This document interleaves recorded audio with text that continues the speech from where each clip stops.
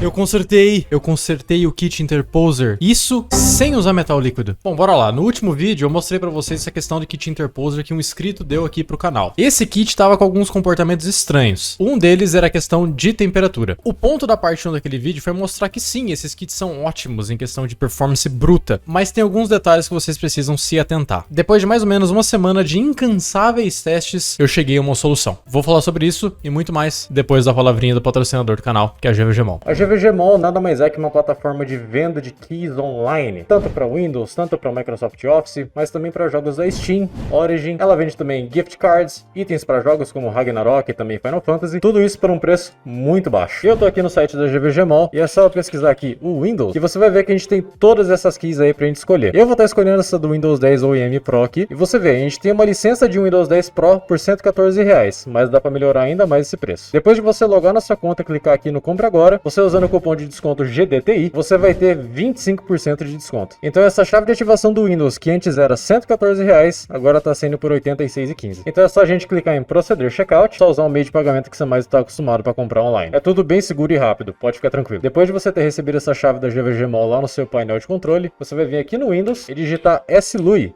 É só você colar a tua chave do Windows aqui e clicar em avançar e ativar. Então seu Windows vai estar ativado sem você precisar ficar pagando aqueles preços exorbitantes da Microsoft. Na GVGmall também não tem somente keys de Windows 10 e Windows 11. Lá você também encontra chaves para todo o pacote Office. O link da GVGmall vai estar na descrição e claro, usa o cupom GDTI para você ter 25% de desconto. No último vídeo eu até pedi para vocês nos comentários alguma ajuda do que eu poderia fazer ou não para melhorar aí as temperaturas desses kits interposer. Mesmo que isso seja degradante para mim, também queime um pouco os meus neurônios, eu leio todos os comentários. Todos. Muitos desses comentários foram de extrema ajuda e bem pensados, só que outras infelizmente não. Pelo amor de Deus, a gente não tá fazendo um foguete aqui. A gente tá tentando consertar um problema de temperatura. Mesmo se eu tivesse estragado o IHS por completo, era só comprar outro IHS e colocar em cima, não tem problema. Existem alguns motivos pelas quais aí a galera opta por comprar um kit interposer desse. Economia de custos. Se você fazer a compra de uma placa-mãe adaptada dessa, pode sair muito mais barato que você comprar um processador específico com uma placa-mãe justamente específica de desktop. O exemplo disso é justamente aqui o i7 11800H. Eu peguei para comparação de preço um i7 11700F, processador da mesma geração, e só o processador, o preço dele tá saindo em média aí R$1.800. Isso com uma placa-mãe adequada vai sair para você pelo menos uns R$2.500. Isso sem as memórias. Um kit do AliExpress desse, já com as memórias RAM, muitas das vezes sai pela metade do preço. Portabilidade. Como os processadores de notebook são projetados para dispositivos móveis, ou seja, notebooks, muitas das vezes eles são menores e consomem menos energia. É o que eu diria se esse cara aqui não consumisse em torno de 90 a 120 watts no seu Turbo Boost. Todos os núcleos aí a 4.6 GHz. Picante. E por último, o desempenho bruto em si. Embora os processadores de notebook não sejam tão poderosos quanto os processadores de desktop, com exceção de alguns modelos, lógico, eles ainda oferecem um bom desempenho em diversas coisas que você faz. Por exemplo, alguns processadores de notebook têm os gráficos integrados melhores do que os gráficos integrados que você acha em um processador de desktop. Mas o que mais interessa a gente mesmo é a questão da performance em multithread e single thread. Mas tudo isso pode ser raios de sol e arco-íris, Gregory? Infelizmente não. A solução que esses fabricantes estão usando para fazer a dissipação do calor do chip, ou seja, o IHS em si, infelizmente ele não é bem projetado. Durante os meus testes foi descoberto sim que o IHS não fazia contato 100% com o die do processador. Isso é a regra número 1 para eficiência de transferência de calor para uma coisa que esquenta para um dissipador. O conserto?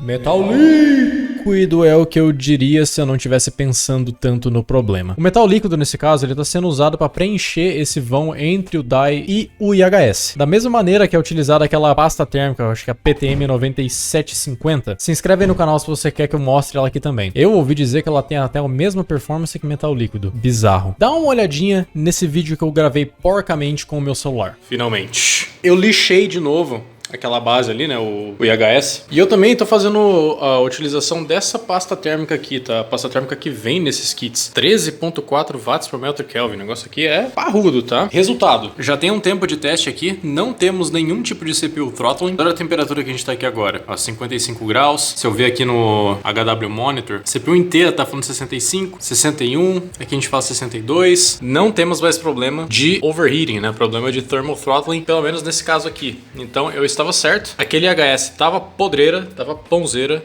foi só eu lixar ele um pouco mais. Bem provável também que aquela pasta térmica ajudou um pouco, né? Que a condutividade térmica é maior. Não liguem pra isso aqui, tá? Essa aqui é da minha placa de captura, não tem nada a ver com a placa de vídeo. 56 graus, 3.5. Deixa eu fazer um teste aqui de bench do CPU-Z pra vocês darem uma olhada. 5.800 pontos. Vou tentar de novo porque mais cedo tava batendo 6.000, hein? Acho que é porque a CPU já deu uma esquentada boa, mas ele bateu 6.000 pontos em multithread e em single, se não me engano, ele bateu 500, ó. Durante o teste, ó, a gente tá cravado em 4.5 GHz. A temperatura em si dele durante o teste não tá passando, acho que de 70 graus. Vamos fazer aqui de novo. Fazendo o teste lá. Não, a gente tá chegando quase em 80, né? 85 por aí. Mas resolveu. Tá, a gente não tem mais problema de superaquecimento. Ele tá realmente só baixando os clocks aí para não aquecer ainda mais. O problema de antes, como vocês tinham visto, era realmente que a gente tava batendo aí 100 graus no processador. Agora a gente não tá mais. Só que se liguem só também aqui na câmera térmica. VRM, cara, a gente tá batendo questão de 60 graus também, tá? Então esse cara aqui tá rodando bem quente. Esse kitzinho aqui, ele tem só 4 fases para fazer alimentação.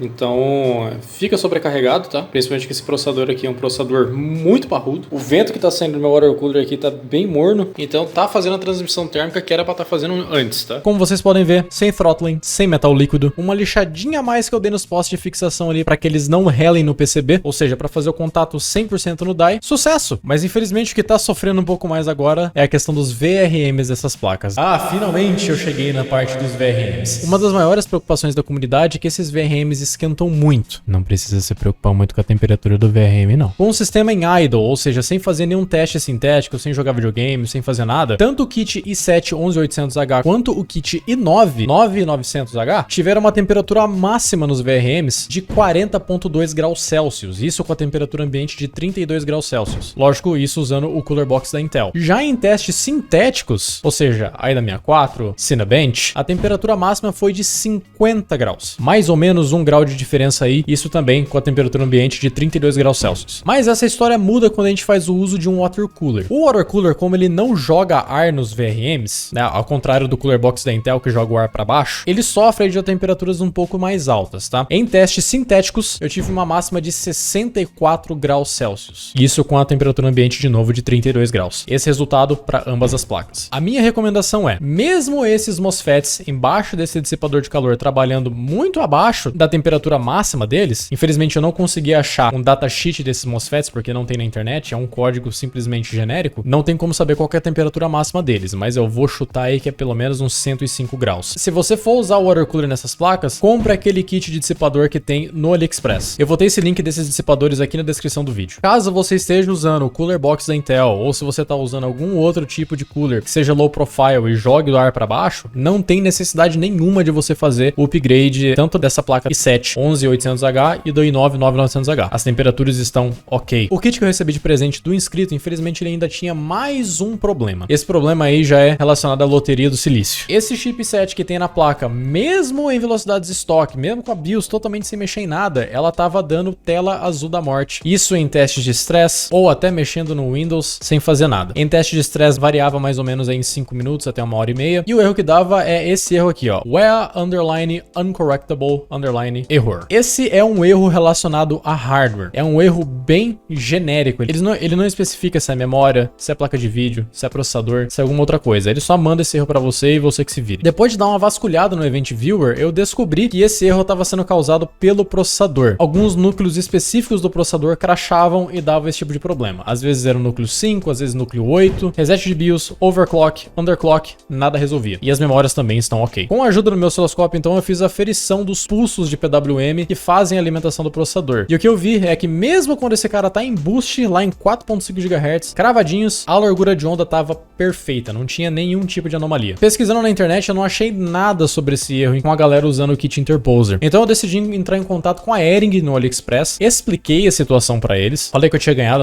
essa placa de alguém e que tava dando esse erro. Eu tava querendo mais um norte do que eu poderia fazer. Eu não fui falar com eles querendo algum tipo de garantia ou dinheiro de volta, tanto que, né, eu ganhei a placa de presente. A única coisa que eles falavam pra mim é cadê o código de compra. Então eu expliquei de novo pra eles que eu não tinha um código de compra, que eu recebi a placa de presente, e eles falaram a mesma coisa. Belo atendimento, hein, Ering? Nem o grupo do Facebook de Interposer conseguiu me ajudar. Mesmo especificando que eu fiz todo o processo básico de reset de BIOS, algumas configuraçõezinhas ali, teste de memória, as únicas respostas que eu recebi foram respostas totalmente genéricas. Seria muito bom se você me falasse quais configurações na BIOS eu tenho que fazer, ao invés de me mandar um te vira mascarado como ajuda. Complicado. Enfim, depois de mais testes, eu decidi fazer um undervolt na CPU. Eu fiz um undervolt dele de 80 mV e, meu Deus, a gente teve uma diferença. Eu fiz um teste do AIDA 64 de 12 horas sem nenhum tipo de crash. Nada. Sucesso? Pelo jeito sim. A placa tá até agora aqui fazendo teste de estresse e nada de tela azul. Em conclusão, se você quer ter algo legal por um preço razoável, cara, esses kits Interposer do AliExpress funcionam muito bem. Isso realmente quando funcionam. Pra vocês terem uma noção, o meu kit em overclock, ele pegou 6.100 pontos no CPU-Z. Isso, logicamente, com water cooler. 6.100 pontos, isso é incrível. Mas você deve comprar esses kits sabendo que se der alguma coisa errada, você vai ter que colocar a mão na massa pra tentar resolver ali. Como sempre, tem uma pegadinha. Nada é perfeito. Essas placas com processadores de engenharia, dependendo do lote que você for pegar, eles podem vir com diversos bugs. Então nem vale muito a pena se você olhar. Se você for comprar um kit Interposer desse, compre sempre com os processadores que já foram lançados 100%. Ah, como se fosse um processador que saísse em uma linha de produção em um notebook gamer, por exemplo. Que nem o que eu tenho aqui, é um 11800H. E ele é realmente um 11800H. Ele não é um processador 0000. Não é um processador de engenharia, já é um processador final. Em questão de metal líquido, você não precisa usar ele se você fazer essa modificação que eu mostrei no vídeo. Além do metal líquido não ser prático e o processo de instalação dele ser muito chato, ainda é perigoso, porque se você aplicar ele errado, você vai acabar destruindo o IHS do seu processador, porque ele é feito de alumínio. Sem contar que o die com aquela parte de cobre não é centralizada, ela é muito perto da borda do alumínio. Se você instalar errado, você vai acabar estragando tudo. Então é extremamente arriscado. Pra mim não vale a pena. Pra vocês terem noção, jogando Resident Evil 4 Remake, tudo no talo, no Ultra, depois de mais ou menos 30 minutos de jogatina, processador cravado em 4.5 GHz, o processador não passou de 50 graus Celsius. Precisa mesmo de metal líquido? Para de ficar olhando para as temperaturas o tempo todo. Desliga o MSI Afterburner e vai jogar. Pesquise um pouco sobre a síndrome do PC Gamer que vocês vão entender ainda mais. Mas é isso aí, pessoal. Espero que vocês tenham gostado do vídeo. Esse foi um vídeo extremamente complicado de fazer, muitos testes em cima, então compartilha com a galera aí, eu vou ficar bastante feliz. Comenta alguma coisa também sobre o que você acha desses kits Interposer. Na verdade, a gente sabe que não é Interposer, né?